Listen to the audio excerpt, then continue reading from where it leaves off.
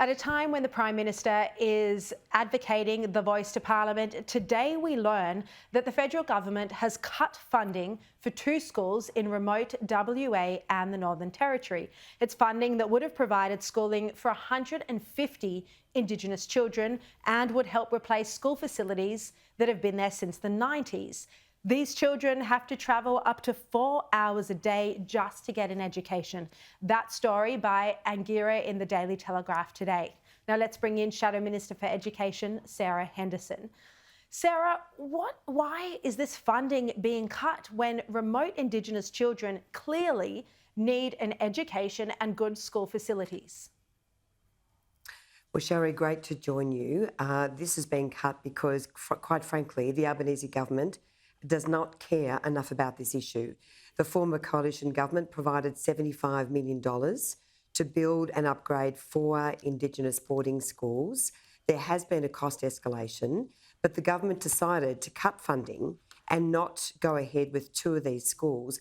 These are, Sharri, some of the most disadvantaged Indigenous students in the country. And I say to the Prime Minister, as he is waffling on about the voice and improving the lives of Indigenous children, where are the voices of those children who are now being denied a proper education? It really is absolutely appalling, and Education Minister Jason Clare has really dropped the ball and demonstrated that he is not placing the needs of Indigenous children in these really remote areas as a priority.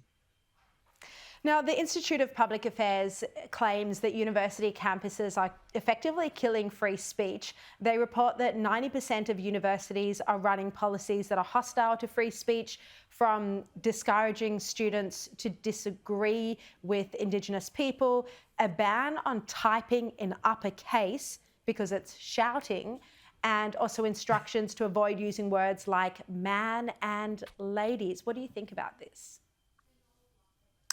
Well, firstly, can I say that academic freedom and free speech is a foundational principle of education. Classrooms and lecture theatres are for education, not indoctrination.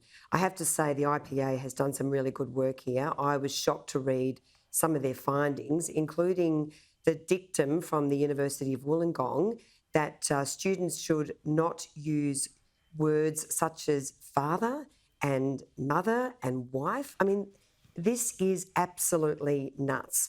We've seen some really serious incidents of breaches of freedom of speech on university campuses. The Coalition worked very hard when we were in government to implement an academic freedom framework led by the former Justice Robert French.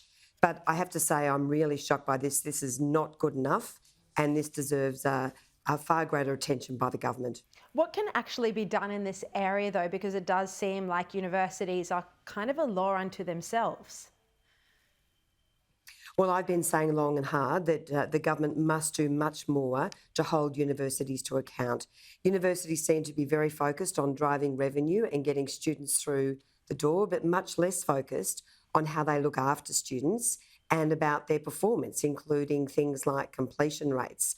Too many students are falling through the cracks, and I think universities to some degree are getting away with far too much, Sharri.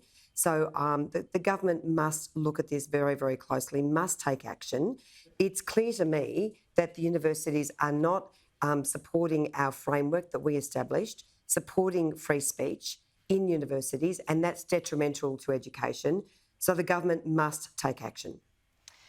All right, Sarah Henderson, thank you very much. Really appreciate your time at the end of a very busy sitting week in Canberra.